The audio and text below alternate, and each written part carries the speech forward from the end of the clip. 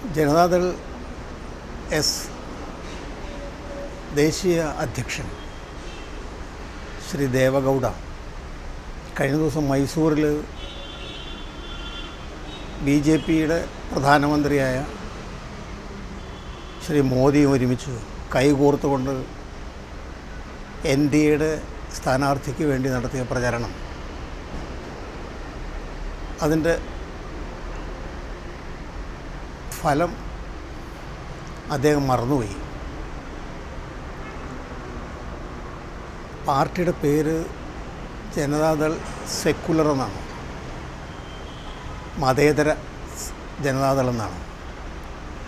ആ പേര് എന്താണ് അർത്ഥമാക്കുന്നുള്ളത് വിസ്മരിച്ചുകൊണ്ട് അല്ലെങ്കിൽ അവഗണിച്ചുകൊണ്ട് അദ്ദേഹം നടത്തിയ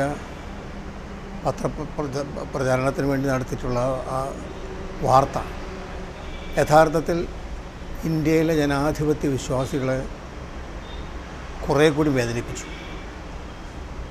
കാരണം മതത്തിൻ്റെ പേരിൽ, ക്ഷേത്ര നിർമ്മാണത്തിൻ്റെ പേരിൽ വിഭാഗീയമായി ന്യൂനപക്ഷങ്ങൾക്കെതിരെ വിഭാഗീയമായി പ്രവർത്തിക്കുന്ന പ്രധാനമന്ത്രി ആയ മോദിയുടെ കൂടെ ഇത്തരത്തിലുള്ളൊരു പ്രസ്താവന കൊടുത്തത് എല്ലാവിധ ജനാധിപത്യ ധാർമ്മിക മൂല്യങ്ങൾക്കെതിരാണ്. ക്ഷേത്രത്തിൻ്റെ പേരിൽ അല്ലെങ്കിൽ മതത്തിൻ്റെ പേരിൽ വോട്ട് മേടിക്കുന്ന പ്രധാനമന്ത്രി യഥാർത്ഥത്തിൽ ചേരുന്നത് ചട്ടവിരുദ്ധമാണ്. പ്രത്യേകിച്ച് തെരഞ്ഞെടുപ്പ് പ്രഖ്യാപിച്ചതിൻ്റെ അടിസ്ഥാനത്തിൽ ലോകത്ത് ഒരു സ്ഥലത്തും ഒരു ക്ഷേത്രം പണിതതിൻ്റെ പേരിൽ വോട്ട് ചോദിക്കുക അല്ലെങ്കിൽ അതാണ് പ്രധാന സംഗതി എന്ന് പറയുക എന്ന് തുടങ്ങിയ സംഭവങ്ങൾ നടക്കുമ്പോൾ മണിപ്പൂരിൽ ഇതുവരെ ഇന്നേ ദിവസം വരെ ആ സംഭവം ഉണ്ടായിട്ട് ഇപ്പോൾ 11 മാസമായി, കഴിഞ്ഞ് 12ാമത്തെ മാസമാണ്. കേരളത്തിൽ എല്ലാ മണ്ഡലങ്ങളിലും മിക്കവാറും എത്തിത്തക്ക വിധത്തിലെത്തിയ മോദി അവിടെ ന്യൂനപക്ഷങ്ങൾക്ക് എതിരായി നടക്കുന്ന ആക്രമണങ്ങൾക്കെതിരെ പാർലമെൻറ്റിൽ പോലും പറഞ്ഞിട്ടില്ല, അവിടെ പോകാനും തയ്യാറായിട്ടില്ല. ഇത്തരത്തിലുള്ള മോദിയുടെ കൂടെ ദേവഗൗഡ നടത്തിയ